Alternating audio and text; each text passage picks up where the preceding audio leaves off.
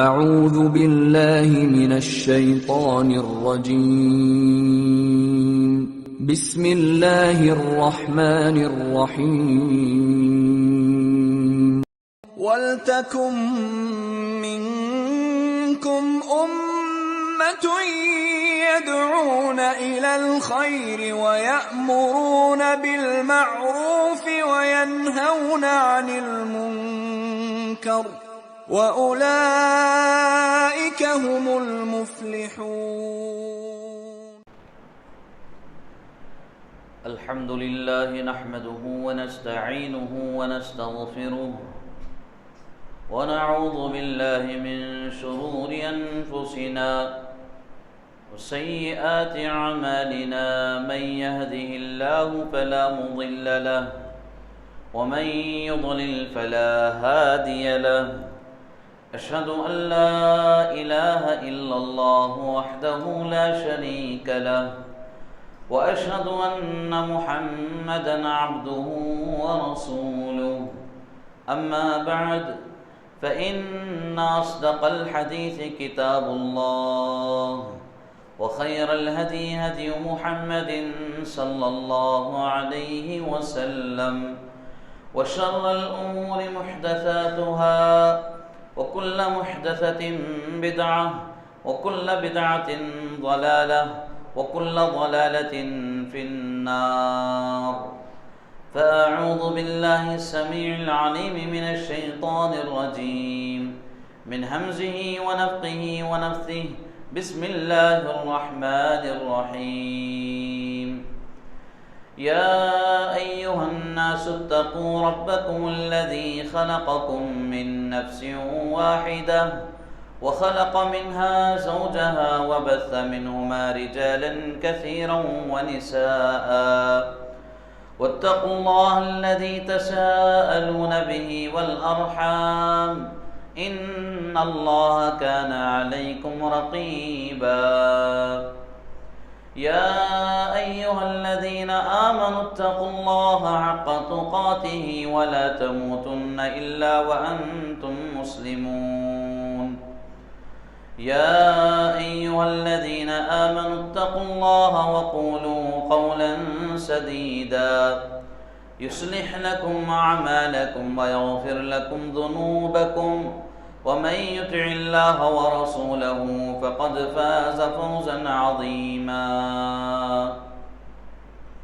قال الله تبارك وتعالى في كلامه المجيد والفرقان الحميد إن الصفا والمروة من شعائر الله فمن حج البيت واعتمر فلا جناح عليه أن يطوف بهما ومن تطوع خيرا فإن الله شاكر عليم.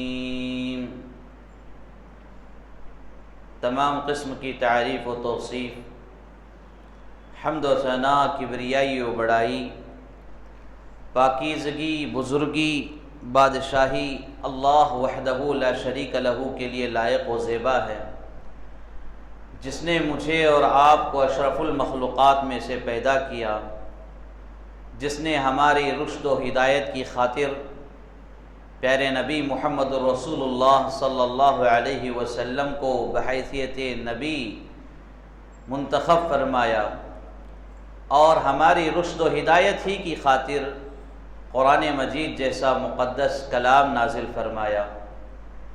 اللہ کی حمد و ثنا، اس کی کبریائی و بڑائی جتنی بھی بیان کریں کم ہے۔ مختصر سے حمد و ثنا کے بعد بے انتہا درود و سلام نازل ہو شفیع المذنبین، خاتم النبیین، سید المرسلین، رحمت للعالمین، آمینہ کے در یتیم جناب محمد الرسول اللہ صلی اللہ علیہ وسلم پر۔ حاضرین جمعہ، خطبہ مسنونہ کے بعد آپ کے سامنے سورۃ البقرہ کی آیت نمبر 150 پر 8 پڑھی گئی۔ اس آیت کریمہ میں اللہ سبحانہ و تعالی ایک بہترین عمل کا تذکرہ فرما رہا ہے اور ایک بہترین جگہ کا بھی تذکرہ فرما رہا ہے۔ ارشاد ربانی ہے، ان الصفا والمروة من شعائر اللہ فمن حج البیت او اعتمر فلا جناح علیہ ان یطوف بہما ومن تطوع خیرا فإن اللہ شاکر علیم۔ یقیناً صفا اور مروہ اللہ رب العالمین کی یادگار چیزوں میں سے ہے،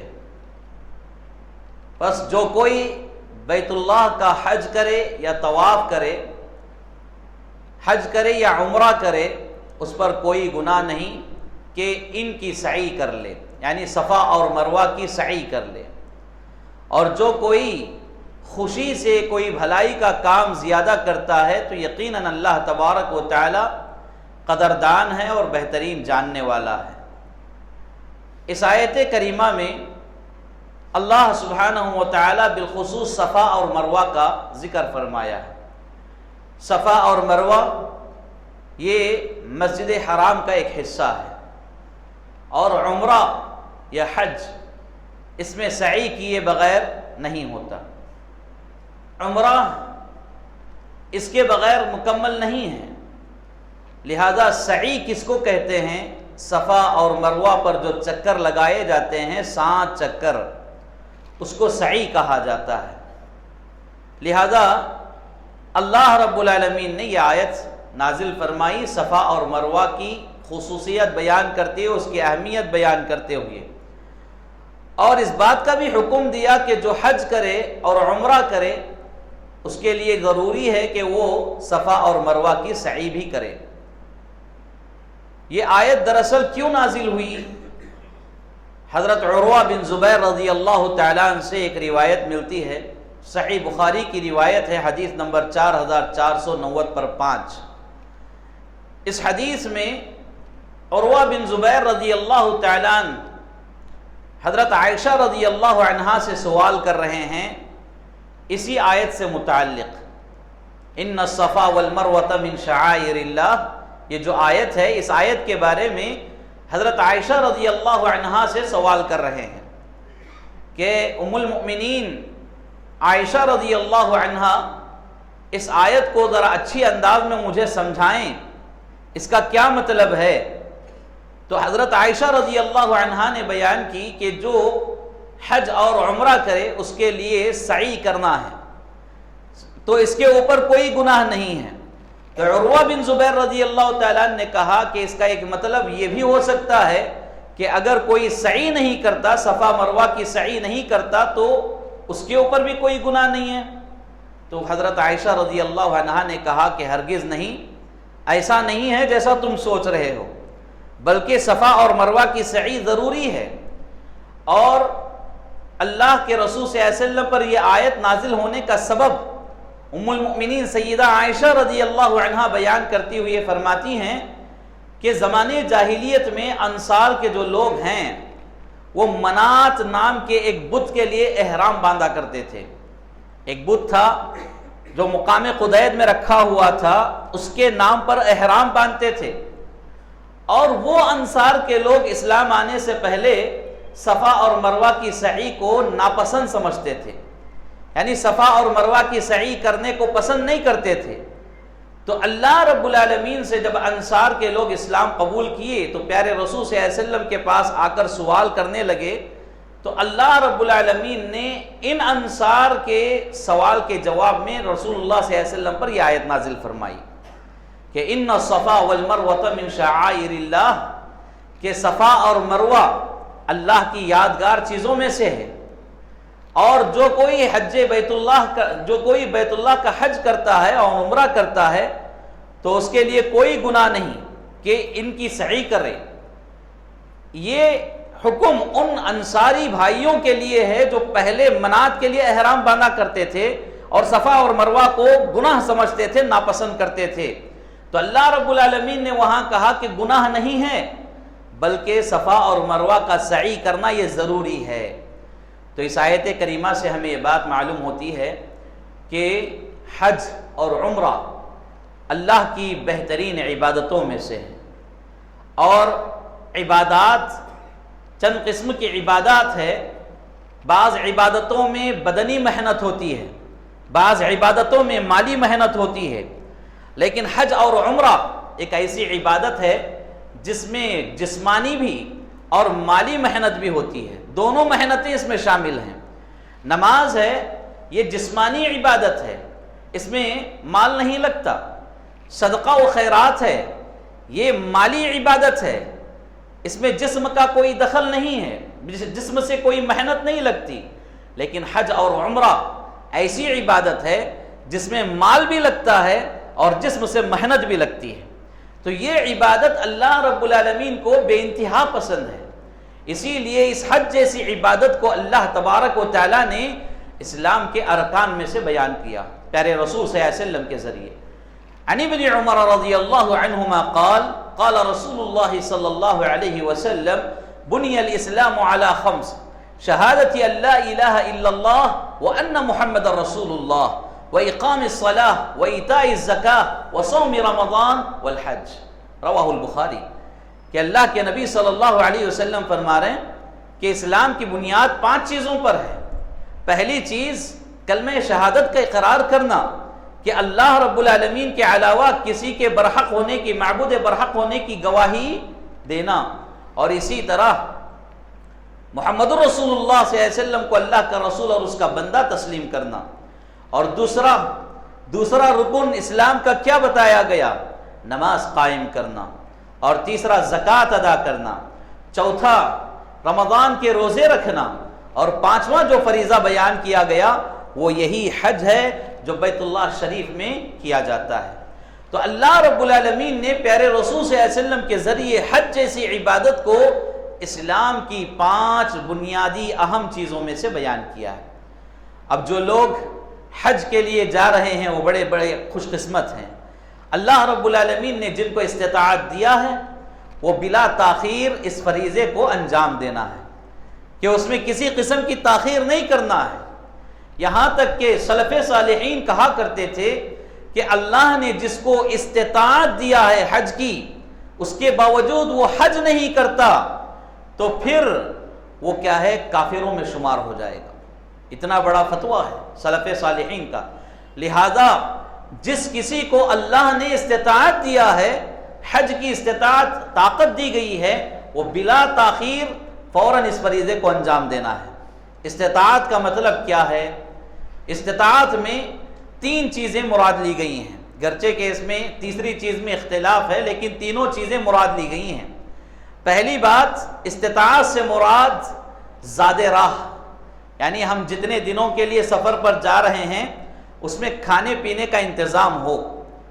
اور دوسری چیز جو ہے سواری کا انتظام ہم آسانی کے ساتھ کر سکتے ہوں. ہمارے پاس اتنا مال ہے کہ ہم کھانے کا بھی انتظام کر سکتے ہیں اور سواری کا بھی انتظام کر سکتے ہیں. تو یہ 2 چیزیں ہوئی. اور تیسری چیز جو ہے صحت، یعنی صحت بھی اگر کسی کے اوپر ہے، اچھی صحت ہے، عافیت والا ہے، وہ بلا تاخیر حج کے لیے جانا چاہیے. اب یہاں یہ جو تیسری چیز ہے اس میں اختلاف ہے. بعض علماء کہتے ہیں کہ اگر کسی کے پاس مال ہے، استطاعت ہے، لیکن صحت نہیں ہے، وہ بیمار ہے، معذور ہے، تو ایسا انسان اپنی طرف سے کسی کو حج بدل کے لیے بھیج سکتا ہے. اور یہ راجح قول ہے، یہ صحیح قول ہے. تو بنیادی 2 چیزیں اہم ہیں. استطاعت میں 2 چیزیں اہم ہیں. پہلی چیز کھانے کا انتظام ہم بآسانی کر سکتے ہوں، اور دوسری چیز وہاں تک پہنچنے کا انتظام ہمارے پاس ہو. یہ 2 چیزیں اللہ نے جس کسی کو عطا کیا ہے اس کے اوپر حج فرض ہو گیا، اس کے اوپر حج فرض ہو گیا. لہذا وہ کسی بھی ہیلے بہانے کے بغیر، تاخیر کیے بغیر اس فریضے کو انجام دینا چاہیے.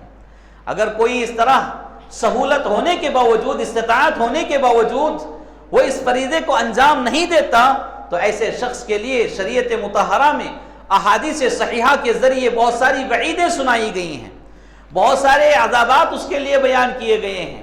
لہذا آج بہت سارے لوگوں کو دیکھا جاتا ہے مالی اعتبار سے بہت اچھے رہتے ہیں، اللہ رب العالمین نے ان پر حج فرض کر دیا، استطاعت والے ہیں، اس کے باوجود ٹائم کے بہانے، مصروفیت کے بہانے، مشغولیت کے بہانے وہ حج اور عمرہ نہیں کرتے ہیں، بالخصوص حج نہیں کرتے ہیں جو ان کے اوپر فرض کر دیا گیا ہے، لیکن وہ حج نہیں کرتے ہیں، اور بس تمنا ہی تمنا لے کر وہ ایسے ہی اپنی زندگی کے آخری سانس تک پہنچ جاتے ہیں، لیکن حج نہیں کرتے ہیں۔ لہذا جتنا جلدی ہو سکے صاحب استطاعت کو حج جیسی عبادت انجام دینے کی ضرورت ہے۔ اب آئیے مختصراً حج کا طریقہ کیا ہے، کیونکہ یہ تو تمہیدی اور بنیادی باتیں ہوئی ہیں، اصل موضوع تو ہمارا حج کا طریقہ ہے۔ دیکھیے سب سے بنیادی بات یہ ہے کہ حج کا طریقہ ایک انتہائی بڑا عنوان ہے، وسیع عنوان ہے، اس میں بہت ساری باتیں ہیں، لیکن مختصر وقت میں آپ کے سامنے رکھنا ہے تو اہم باتیں آپ کے سامنے رکھی جائیں گی۔ حج کی 3 قسمیں ہیں۔ سب سے پہلے ہمیں یہ طے کرنا ہے کہ ہمیں کون سا حج کرنا ہے۔ سب سے پہلے یہ ارادہ کریں کہ ہم کون سا حج کریں گے۔ حج تمتع، حج قران، حج افراد، یہ 3 قسمیں ہیں حج کی، اور ان میں تھوڑا ہلکا فرق ہے۔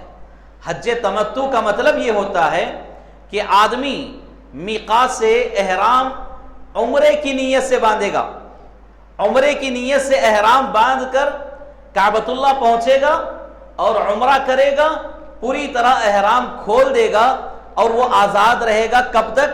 8 ذی الحجہ تک، یعنی حج کے ایام شروع ہونے تک وہ آزاد رہے گا۔ پھر اس کے بعد 8 ذی الحجہ کو مکہ میں جس مقام میں وہ ہے، جس ہوٹل میں جو ہے، وہیں سے غسل کر کے احرام باندھے گا، پھر اس کے بعد مینا کی طرف جائے گا۔ تو یہ حج تمتع کا بنیادی فرق ہے۔ حج قران میں کیا ہوتا ہے؟ ایسا نہیں ہوتا، بلکہ احرام باندھتا ہی میقات سے اس ارادے سے آدمی کہ حج بھی اور عمرہ بھی دونوں کا ارادہ کرتا ہے۔ حج تمتع میں کیا ہوا تھا؟ صرف عمرے کے نیت سے احرام باندھا گیا تھا، اور 8 ذی الحجہ کو مکہ سے اپنے مقام سے نکلنے سے پہلے جب احرام باندھ رہا ہے تو وہاں سے وہ حج کی نیت کرے گا، تو درمیان میں وہ آزاد رہے گا۔ لیکن قران میں ایسا نہیں ہے۔ قران میں پہلی مرتبہ ہی جب وہ میقات سے احرام باندھتا ہے تو حج اور عمرہ دونوں کی نیت کرے گا، دونوں کی نیت کر کے احرام باندھے گا، اور کعبۃ اللہ پہنچنے کے بعد عمرہ کرنے کے بعد وہ اپنا احرام نہیں کھولے گا، احرام کی حالت میں ہی رہے گا۔ کب تک؟ جب تک کہ اس کا حج نہ ہو جائے، جتنے دن بھی کیوں نہ لگیں، تو وہ احرام کی حالت میں ہی رہے گا اور احرام کی پابندیوں میں ہی رہے گا، وہ آزاد بھی نہیں ہے۔ تو یہ حج قران ہے۔ اور اسی طرح حج افراد جو ہے، اس کو حج مفرد بھی کہا گیا، تو اس کا ایک مطلب یہ ہے کہ سیدھے مینا پہنچ کر وہیں سے احرام باندھا جائے گا، اور آ کے طواف قدوم وغیرہ کر کے پھر مینا جا کر وہاں سے حج کی آگے کی کارروائی کی جائے گی۔ یہ حج افراد ہے۔ حج افراد میں ایک فرق یہ ہے کہ ان حاجیوں کے اوپر قربانی واجب نہیں ہے۔ حج تمتع میں اور حج قران میں قربانی ہے، لیکن حج افراد میں قربانی نہیں ہے، اس کے اوپر واجب نہیں ہے۔ البتہ اگر وہ کرنا چاہتا ہے تو اس کے لیے اجر و ثواب ہے، کر سکتا ہے، لیکن اس کے اوپر واجب نہیں ہے۔ تو 3 قسمیں حج کی ہیں، اور یہ 3 قسموں میں سے کون سی قسم افضل ہے یہ بھی دیکھا جائے گا۔ تو پیارے رسول صلی اللہ علیہ وسلم کے عمل کے مطابق اگر دیکھیں گے، آپ صلی اللہ علیہ وسلم اپنی حیات طیبہ میں ایک حج فرمایا، وہ ایک حج جو آپ نے کیا وہ حج قران تھا۔ حج قران مطلب جانور اپنے ساتھ لے جاتے ہیں، اور ایک ہی ارادے میں، ایک ہی نیت میں عمرہ اور حج کا ارادہ آدمی کرتا ہے، اور اس کے ساتھ جانور بھی ہوتا ہے ذبح کرنے کے لیے، قربانی کے لیے۔ تو یہ حج اللہ کے رسول صلی اللہ علیہ وسلم نے کیا تھا۔ پھر اس کے بعد اللہ کے رسول صلی اللہ علیہ وسلم ایک بات، ایک خواہش، ایک تمنا اپنی ظاہر فرمائی حج کے بعد۔ صحیح بخاری کی حدیث سے معلوم ہوتا ہے کہ اللہ کے رسول صلی اللہ علیہ وسلم نے یہ تمنا اظہار کیا کہ مجھے معلوم ہو جاتا تو میں حج تمتع کرتا، کیونکہ حج تمتع یہاں پر معلوم ہو رہا ہے کہ رسول صلی اللہ علیہ وسلم کی خواہش اور تمنا کے مطابق وہ افضل ہے۔ اللہ کے رسول صلی اللہ علیہ وسلم فرما رہے ہیں مجھے معلوم ہوتا تو میں حج تمتع کرتا۔ اور بعض شارحین نے یہاں یہ بیان کیا کہ اللہ کے رسول صلی اللہ علیہ وسلم اس خواہش، اس تمنا سے یہ بات بتانا چاہتے ہیں کہ کہ اگلے کبھی آپ کو حج کا موقع ملتا تو آپ حج تمتع ضرور فرماتے. تو یہاں اب اختلاف ہو گیا. ایک تو اللہ کے رسول صلی اللہ علیہ وسلم جو حج کیے وہ حج قران ہے، اور جو خواہش ظاہر کیے وہ حج تمتع ہے. اب اس میں کیا کریں گے؟ تو اکثر سلف صالحین کا، جمہور علماء کا موقف یہ ہے کہ حج تمتع افضل ہے، کیونکہ اللہ کے رسول صلی اللہ علیہ وسلم نے خواہش کا اظہار فرمایا، خواہش ظاہر فرمائی، تو لہذا 3 قسموں میں سے حج تمتع افضل ہے. اور ہمارے ملک ہندوستان سے جو اکثر حاجی جاتے ہیں، اکثر کیا سب کے سب حج تمتع ہی کرتے ہیں، کیونکہ افضل ہے. اور حج تمتع میں جانور ان کے ساتھ نہیں رہتا ہے، بلکہ وہاں جانے کے بعد وہ جانور کا انتظام کرتے ہیں. حج قران میں 7 جانور رہتا ہے. یہ بنیادی کچھ فروق ہیں، فرق بیان کیے گئے ہیں. بہرکیف حج کی 3 قسمیں ہیں، ان میں سے افضل ترین حج تمتع ہے. اب سب سے پہلے یہ ارادہ کریں کہ مجھے کون سا حج کرنا ہے، پھر اس کے بعد اس حساب سے آپ کو عمل کرنا ہوگا. چونکہ ہمارے ملک عزیز سے اکثر بھائی حج تمتع کے لیے جاتے ہیں، تو میں نے آج کے مختصر وقت میں حج تمتع کا ہی طریقہ آپ کے سامنے رکھنے کا ارادہ کیا ہے. حج تمتع میں آدمی ارادہ کرنے کے بعد احرام باندھے گا کہاں سے؟ میقات سے. لیکن اب یہاں ہوائی سفر ہمارا ہے، فلائٹ سے ہم جا رہے ہیں، اور درمیان میں میقات پر ہماری فلائٹ نہیں رکتی ہے، ڈائریکٹ فلائٹ ہے، تو ایسے وقت میں ایئرپورٹ سے ہی ہم احرام باندھیں گے. پھر اس کے بعد فلائٹ کا سفر جاری ہوگا، تو یلملم نامی ایک مقام ہے جو میقات ہے، وہاں ہمارا میقات ہوگا. جو انڈیا سے جانے والے لوگ ہیں ان کا میقات یلملم ہے. اور باقاعدہ ہوائی سفر میں یعنی جہاز میں، فلائٹ میں اناؤنس بھی کیا جاتا ہے کہ یہاں سے آپ کو نیت کرنا ہے، یہاں سے آپ کو ارادہ کرنا ہے. جیسے ہی فلائٹ میقات پر پہنچے گی یلملم پر، تو وہاں آپ کو ارادہ کرنا ہوگا اور نیت کہنی ہوگی، اللہم لبیک عمرتن. یہ حج تمتع کی نیت ہے، کیونکہ حج تمتع میں صرف عمرے کی نیت کریں گے. یہاں سے نکلتے وقت اللہم لبیک عمرتن یہ ارادہ کریں گے، نیت کریں گے. پھر اس کے بعد وہاں سے تلبیہ شروع کریں گے کہ اللہ رب العالمین کی تکبیرات، اللہ رب العالمین کی تعریف، اللہ رب العالمین کی تسبیحات، اس کے تحلیلات وغیرہ پڑھتے ہوئے سفر آگے ہمارا ہوگا. پھر اس کے بعد مکہ پہنچیں گے. مکہ پہنچنے کے بعد کعبۃ اللہ جائیں گے اور وہاں پر عمرہ کرنا ہے، کیونکہ ہم نے عمرے کا ارادہ کیا ہے، عمرہ کرنا ہے. اب عمرے میں مسنون طریقہ کیا ہے؟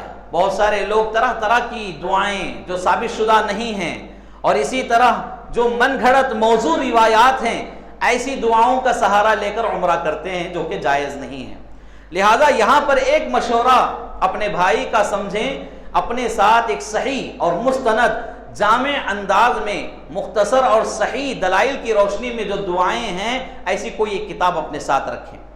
اپنے ساتھ ایسی کوئی ایک کتاب رکھیں. ضروری ہے جو بھائی یہاں بیٹھ کر دعائیں یاد کر کے جاتے ہیں، وہاں وقت پر وہ دعائیں یاد بھی نہیں آتی ہیں. ایسا بہت سارے لوگوں کے ساتھ ہوا ہے، یہاں بیٹھ کر یاد کیے ہیں، لیکن وہاں جانے کے بعد وہ دعائیں یاد نہیں آ رہی ہیں. 10 دعائیں یاد کیے، 10 میں سے 5 یاد ہیں، 5 یاد نہیں ہیں.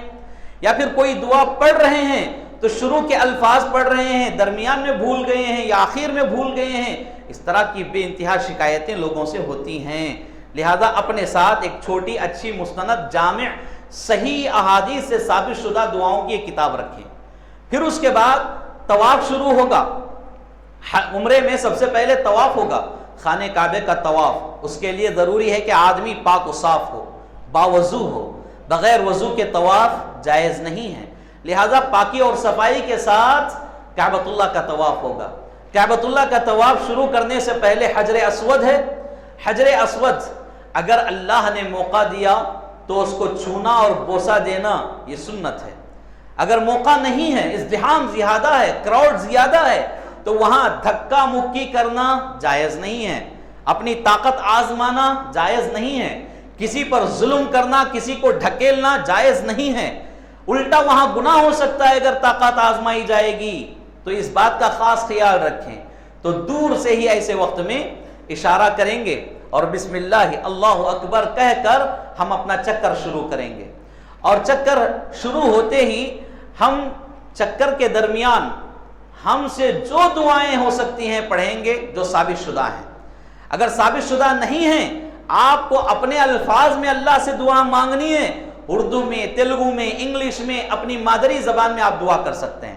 کہاں تک؟ رکن یمانی تک. رکن یمانی ایک حصہ ہے کعبۃ اللہ کا، حجر اسود سے پہلے وہ حصہ آپ کو ملے گا. رکن یمانی تک آپ پڑھیں گے. رکن یمانی پر جیسے آپ پہنچیں گے تو رکن یمانی کا حکم یہ ہے کہ اگر موقع ملے تو اس کو چھو سکتے ہیں. اس کو بوسہ نہیں دے سکتے بلکہ چھو سکتے ہیں. رکن یمانی کو چھوئیں گے. پھر اس کے بعد ایک مخصوص دعا اللہ کے رسول صلی اللہ علیہ وسلم وہاں پڑھا کرتے تھے، ربنا آتنا فی الدنیا حسنۃ وفی الآخرۃ حسنۃ وقنا عذاب النار. یہ دعا رکن یمانی سے حجر اسود تک اللہ کے رسول صلی اللہ علیہ وسلم پڑھا کرتے تھے. تو رکن یمانی سے حجر اسود تک اس دعا کا پڑھنا سنت ہے. پھر اس کے بعد باقی جو چکر ہے اس میں آپ اپنی جو بھی دعائیں ہیں وہ دعائیں پڑھ سکتے ہیں، قرآن کی تلاوت کر سکتے ہیں. اس طرح تو کل 7 چکر آپ لگائیں گے. 7 چکر مکمل ہونے کے بعد اس بات کا خاص خیال رکھیں ان چکروں میں کہ آپ کو رمل کرنا ہے، استواء کرنا ہے. رمل کہتے ہیں اپنی انگلیوں کے بل چلنا ہے اور تھوڑا تیز چلنا ہے. ایڑی زمین پر نہ ٹکے، ایڑی اٹھا کر پیر کی انگلیوں پر ہی چلنا ہوتا ہے اور آپ کو تھوڑا تیزی سے چلنا ہوتا ہے. اور یہ جو ہے 3 چکروں میں ہے. 3 چکروں میں رمل کرنا یہ مسنون ہے. اور اسی طرح استواء کہتے ہیں اپنے سیدھے کندھے کو کھلا رکھنا اور بائیں کندھے کو ڈھانک لینا. احرام کا جو کپڑا ہے اس کو بغل کے نیچے سے لے کر کندھے پر ڈالیں گے اور سیدھا کندھا ظاہر رہے گا، کھلا رہے گا، ننگا رہے گا، اور یہ جو بایاں کندھا ہے اس کو ڈھکا ہوا رہے گا. اس کو استواء کہا جاتا ہے.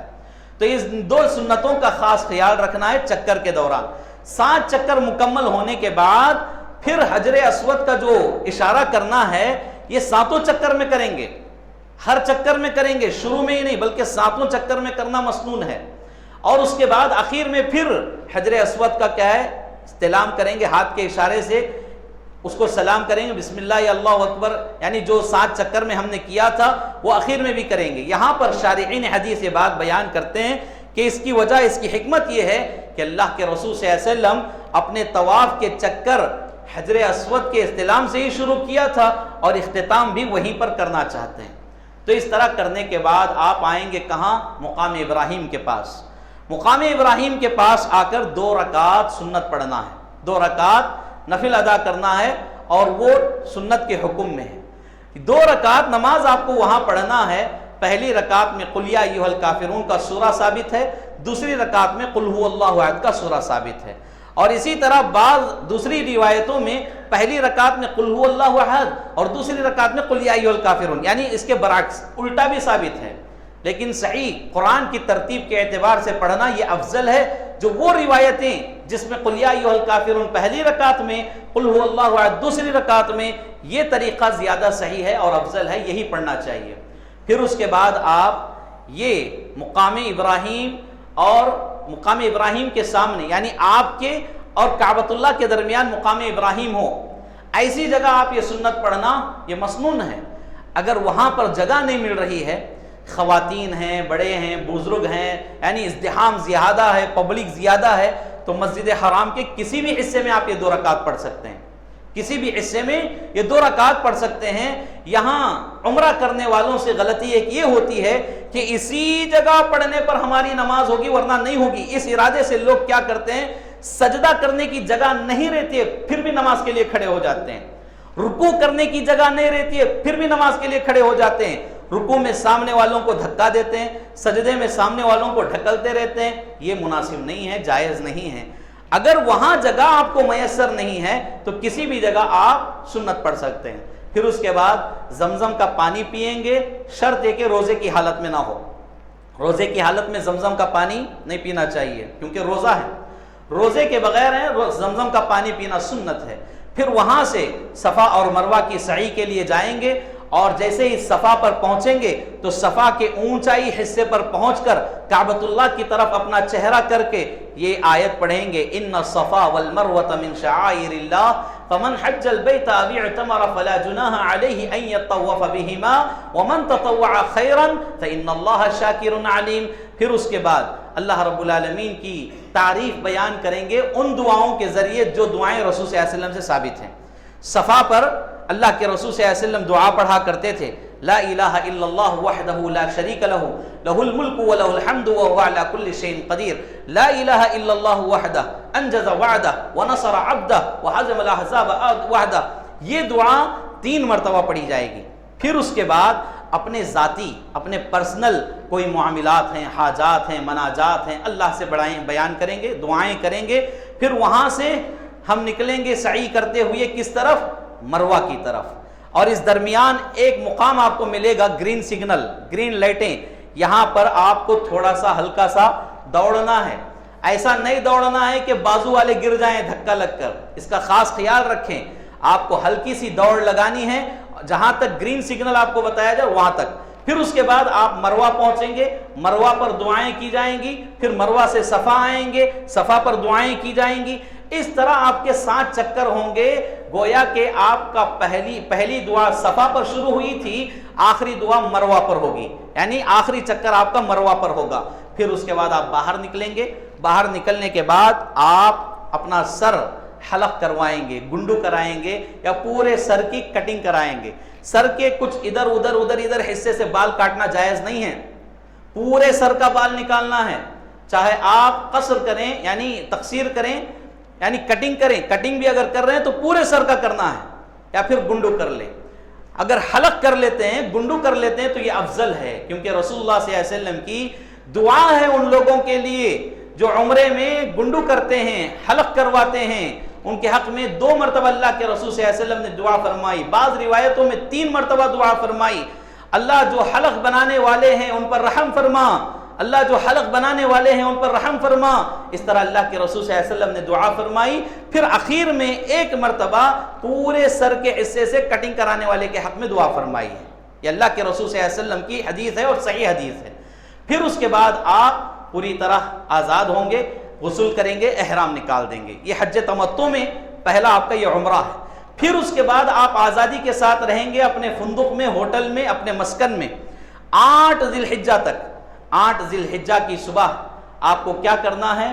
پہلے احرام، صاف ستھرا احرام لے کر غسل کر کے تلبیہ وغیرہ پڑھتے ہوئے حج کے ارادے سے وہ احرام پہننا ہے، حج کے ارادے سے. پھر اس کے بعد آپ وہاں سے منا کی طرف جائیں گے. منا میں آپ کو رکنا ہے، ظہر، عصر، مغرب، عشاء اور دوسرے دن کی فجر کی نماز پڑھنا ہے منا میں. اور وہاں پر ظہر، عصر ہے، عشاء ہے، یہ 4 رکعت والی نماز قصر کر کے پڑھنا سنت ہے، 2 رکعت کر کے پڑھیں گے. تو منا میں یہ عمل ہوگا. منا میں دوسرے دن صبح تک کی نماز آپ وہاں پڑھیں گے. پھر اس کے بعد وہاں سے نکلیں گے کس طرف؟ عرفات کی طرف، میدان عرفات 9 ذی الحجہ کو. یہ جو 9 ذی الحجہ کا عمل ہے یہی اصل حج ہے. الحج عرفہ، نبی صلی اللہ علیہ وسلم نے فرمایا کہ حج جو ہے عرفہ کے دن ہی کا اصل حج ہے.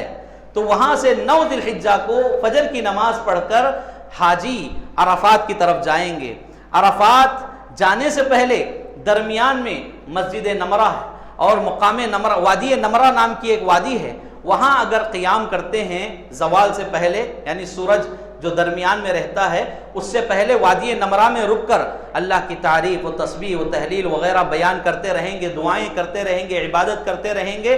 پھر زوال کے بعد وادی نمرہ سے نکل کر مسجد نمرہ آئیں گے. ایک مسجد ہے مسجد نمرہ، اور وہ حاجیوں کی بہت بڑی مسجد ہے وہاں پر. اور وہاں آ کر ظہر عصر جمع تقدیم پڑھیں گے. پھر اس کے بعد وہاں سے میدان عرفات پہنچیں گے. اگر مسجد نمرہ اور اسی طرح وادی نمرہ میں آپ کو رکنے کا موقع نہیں مل رہا ہے، آپ نکلنا ہی تھوڑا تاخیر سے نکلے ہیں، تو سیدھا عرفہ کے میدان میں جا سکتے ہیں. اگر آپ کو موقع ہے تو یہاں رک کر عبادت کرتے ہوئے جائیں، موقع نہیں ہے تو سیدھا عرفہ پہنچ سکتے ہیں. عرفے کے میدان میں پہنچ کر وہاں پر دعائیں کرنا ہے. اللہ کے رسول صلی اللہ علیہ وسلم نے عرفے کے دن کثرت سے دعا فرمائی. کیوں؟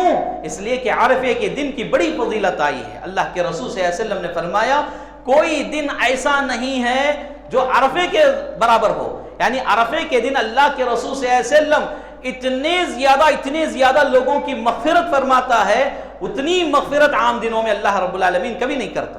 تو عرفے کے دن کی یہ فضیلت ہے، اور اللہ کے رسول صلی اللہ علیہ وسلم نے فرمایا عرفے کے دن اللہ رب العالمین آسمان دنیا پر نازل ہوتا ہے، آسمان دنیا پر آ کر فرشتوں کے درمیان فخر کرتے ہوئے کہتا ہے، اے فرشتوں کی جماعت، تم گواہ رہنا، یہ میرے حاجی ہیں جو عرفہ کے میدان میں میری تسبیح و تحمید بیان کر رہے ہیں، آپ سارے کے سارے گواہ رہنا، میں ان ساروں کو بخش دیا، ان ساروں کی مغفرت فرما دی۔ اللہ رب العالمین فرشتوں کو گواہ بنا کر عرفہ کے سارے حاجیوں کو معاف کر رہا ہے، مغفرت کر رہا ہے۔ کتنا بڑا بہترین دن ہے۔ لہذا اللہ کے رسول صلی اللہ علیہ وسلم نے عرفے کے دن کثرت سے دعائیں مانگی، لہذا آپ وہاں جانے کے بعد اس دن کو بیکار جانے نہ دیں، زیادہ سے زیادہ دعائیں کریں۔ آپ کے پرسنل معاملات ہوں، آپ کے خاندانی معاملات ہوں، آپ کی جو بھی مصیبتیں پریشانیاں ہیں، وہاں دعا کریں، اللہ قبول کرنے والا ہے۔ اور جو لوگ حاجی نہیں ہیں، جو دنیا بھر کے مسلمان ہیں، اللہ رب العالمین نے ان کے لیے بھی آسانی فرما دی، ان کے لیے عرفے کا روزے کا حکم دیا رسول صلی اللہ علیہ وسلم کے ذریعے۔ اہل عرفہ کے لیے روزہ رکھنا نہیں ہے، بلکہ جو عرفہ کے میدان کے باہر ہیں، جیسے میں اور آپ سب جو یہاں رہتے ہیں، ہمارے لیے عرفے کا روزہ رکھا گیا، اور اس روزے کی فضیلت کیا ہے؟ 1 سال پہلے اور 1 سال بعد والے گناہ معاف کر دیے جاتے ہیں، یہ عرفے کی فضیلت ہے۔ تو پھر عرفے کا جب معاملہ ختم تو آپ کو شام تک عرفے کے میدان میں رہنا ہے، اور جیسے ہی سورج غروب ہوگا، غروب آفتاب کے بعد سارے حاجی اکٹھا ہوں گے اور مزدلفہ کی طرف پیدل روانہ ہوں گے۔ جو معذور ہیں، مجبور ہیں، بڑی عمر والے لوگ ہیں، بیمار ہیں، وہ سواریوں کے ذریعے جائیں گے، لیکن جو نوجوان ہیں وہ پیدل جانے کی کوشش کریں، کیونکہ ایک ایک قدم پر آپ کا اجر و ثواب ہوگا، ایک ایک قدم پر اللہ رب العالمین آپ کی غلطیوں کو معاف فرمائے گا، آپ کے درجات بلند فرمائے گا۔ لہذا پیدل چل کر حج کرنا یہ افضل عبادت ہے۔ تو جائیں گے کس طرف؟ مزدلفہ کی طرف۔ مغرب کی نماز عرفے کے میدان میں نہیں پڑھیں گے، بلکہ مزدلفہ پہنچ کر وہاں پر امام کی امامت میں مغرب اور عشاء کی نماز پڑھیں گے۔ مغرب کی 3 رکعت اور عشاء کی 2 رکعت، 5 رکعتیں پڑھیں گے، اور ان 5 رکعتوں کے علاوہ مزدلفہ میں کوئی اور رکعتیں ثابت نہیں ہیں، سنت بھی ثابت نہیں ہے، نفل بھی ثابت نہیں ہے۔ علامہ ابن القیم رحمۃ اللہ علیہ فرماتے ہیں کہ اللہ کے رسول صلی اللہ علیہ وسلم مزدلفہ میں یہ صرف 5 رکعت پڑھے تھے، اس کے علاوہ کوئی نہیں، یہاں تک کہ تہجد کی نماز بھی اللہ کے رسول صلی اللہ علیہ وسلم اس دن نہیں پڑھے تھے۔ تو یہ 5 رکعتیں ہی پڑھنا سنت ہے۔ پھر اس کے بعد آپ ذکر و اذکار کریں گے، دعائیں کریں گے، آرام کریں گے، کب تک؟ فجر کی نماز تک۔ فجر کی نماز ہو جائے گی اور پھر تھوڑا اجالا ہوگا، روشنی آئے گی، اور سورج نکلنے سے پہلے، روشنی آنے کے بعد سورج نکلنے سے پہلے، اس درمیانی وقت میں آپ کو مزدلفہ سے پھر منا کی طرف آگے بڑھنا ہے۔ منا کی طرف آپ جائیں گے، جو معذور ہیں، بوڑھے لوگ ہیں، زیادہ ان کا کیا ہے رہنا تھوڑا آزمائش وغیرہ ہے، تو ایسے لوگوں کے لیے اجازت ہے کہ وہ آدھی رات کے بعد ہی مزدلفہ جا سکتے ہیں، لیکن عام جو حکم ہے وہ یہ کہ آپ کو فجر کی نماز تک رہنا ہے، نماز کے بعد بھی تھوڑا سویرے ہونا تک، اجالا ہونے تک رکنا ہے، پھر اس کے بعد سورج نکلنے سے پہلے وہاں سے نکل جائیں گے۔ منا کی طرف جانا ہے۔ منا پہنچتے پہنچتے درمیان میں ایک مقام آئے گا، وادی ہے محصر۔ یہ ایک ایسی وادی ہے جہاں پر اللہ رب العالمین نے ابابیلوں کے ذریعے ابرہہ کے لشکر کو تباہ و برباد کیا تھا۔ یہ وہاں ایک وادی ہے، اللہ کے رسول صلی اللہ علیہ وسلم وادی جیسے ہی شروع ہوتی تو وہاں سے تیزی کے ساتھ نکل جایا کرتے تھے، وہاں آہستہ چلنا نہیں ہے، تیزی کے ساتھ نکل جانا ہے۔ یہ پیارے رسول صلی اللہ علیہ وسلم کی ایک سنت ہے۔ منا پہنچنے کے بعد آپ کیا کریں گے؟ جمرات کے لیے کنکریوں کا انتظام کریں گے، اور جو شیطان کو کنکر مارنے کا ہے آپ یہاں سے شروع کریں گے، یعنی 10 ذی الحجہ سے آپ کا یہ عمل ہوگا، اور اس کو کہتے ہیں رمی، یعنی پتھر مارنا، شیطان کو پتھر مارنا۔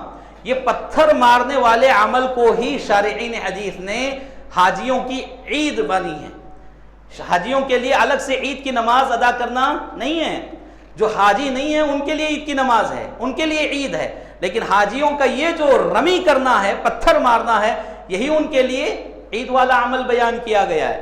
تو شیطان کو پتھر سے مارنا حاجیوں کی عید ہے، اللہ اکبر۔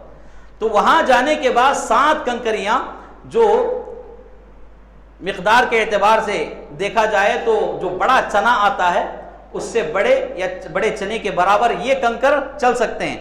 شیطان سے کتنی بھی دشمنی کیوں نہ ہو، وہاں بڑے بڑے پتھر اٹھا کر، چپل اٹھا کر نہیں مارنا چاہیے.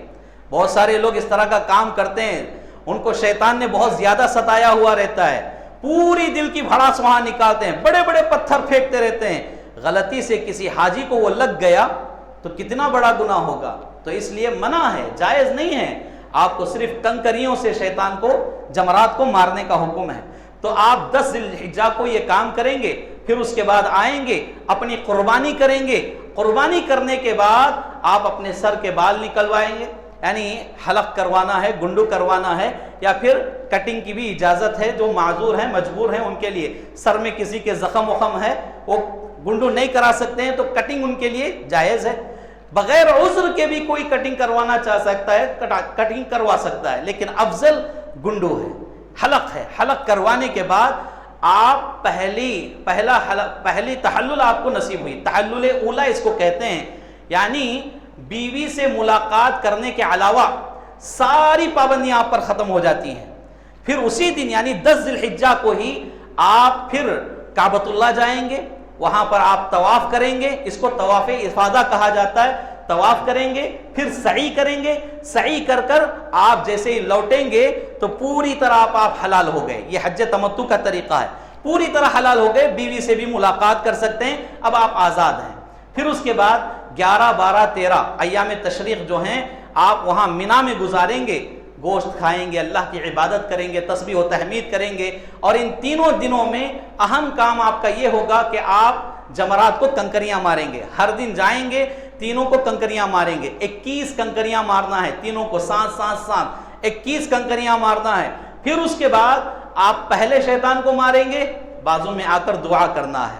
دوسرے شیطان کو ماریں گے، بازو میں آ کر دعا کرنا ہے. تیسرے شیطان کو مارنے کے بعد دعا نہیں ہے. 2 جگہوں پر آپ کے لیے دعا ہے، تیسری جگہ دعا نہیں ہے.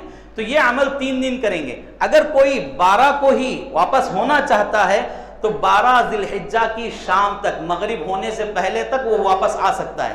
اگر مغرب ہو گئی، 13 ذی الحجہ لگ گیا تو آپ نہیں آ سکتے. آپ کو پھر 13 ذی الحجہ وہاں مکمل کرنا پڑے گا. پھر اس کے بعد ہی آپ کیا ہے وہاں سے فارغ ہوں گے. 11، 12، 13 اس کے بعد جو ہے پھر آپ آئیں گے. یہاں تک آپ کا حج مکمل ہوا. اخیر میں ایک چیز آپ کی رہ جاتی ہے، جب آپ مکہ سے نکلنے والے ہوں اپنے ملک کی طرف یا مدینے کی طرف یا کسی اور جگہ، یعنی اب آپ مکہ میں نہیں رہیں گے، تو ایسے میں طواف وداع کرنا ہے. مکہ مکرمہ بیت اللہ شریف آئیں گے، آ کر وہاں پر کیا کریں گے؟ طواف کریں گے. صرف طواف، سعی وغیرہ نہیں، صرف طواف کریں گے اور اس کے بعد آ جائیں گے. لوگوں کی ایک غلطی ایک یہ ہے، اب طواف وداع واپسی کا طواف ہے یہ، تو طواف کرنے کے بعد الٹے پیر پلٹ کر آتے ہیں. پلٹ کر نہیں آتے ہیں، الٹے پاؤں چل کر آتے ہیں، جو کہ ایک من گھڑت اور موضوع بات ہے. شریعت میں ایسی کوئی بات نہیں ہے. اس طرح کے بدعات و خرافات سے بچنا چاہیے. اور یہ جو 11، 12، 13 ایام تشریق ہیں، اس میں رمی کے ساتھ آپ وقتاً فوقتاً کعبۃ اللہ آ کر طواف، جو نفلی طواف ہے وہ بھی کرتے رہیں گے. آپ کے لیے یہ بھی جائز ہے. تو یہ حج تمتع کا مختصر آپ کے سامنے صحیح اور مسنون طریقہ رکھا گیا ہے. اللہ رب العالمین سے دعا ہے اللہ تبارک و تعالی ہمیں حج جیسی عبادت نصیب فرمائے. جو احباب جا رہے ہیں اللہ ان کی عبادتوں کو قبول فرمائے، ان کے لیے آسانیاں فرمائے. اور جو جا رہے ہیں ان سے گزارش ہے آپ جا کر عبادتیں کریں، اپنے اوقات کو ضائع نہ کریں. بالخصوص جماعت و جمعیت کے لیے، اپنے مسلمان بھائیوں کے لیے جہاں کہیں مسلمان پریشان ہیں، مظلوم ہیں، ان کے حق میں ضرور دعائیں فرمائیں، اپنے لیے دعائیں فرمائیں. اللہ تعالیٰ ان کی عبادتوں کو قبول فرمائے. اللہ رب العالمین ہمیں ریاکاری سے بچائے، خلوص عطا فرمائے، اخلاص کے ساتھ عبادتیں کرنے کی توفیق نصیب فرمائے. جب تک دنیا میں رکھے اللہ حالت ایمان میں رکھے، توحید پر ثابت قدمی عطا فرمائے. جب خاتمہ ہو حسن خاتمہ فرمائے. آمین یا رب العالمین. اقول قولی ھذا استغفر اللہ لی ولکم ولسائر المسلمین وما توفیقی الا باللہ.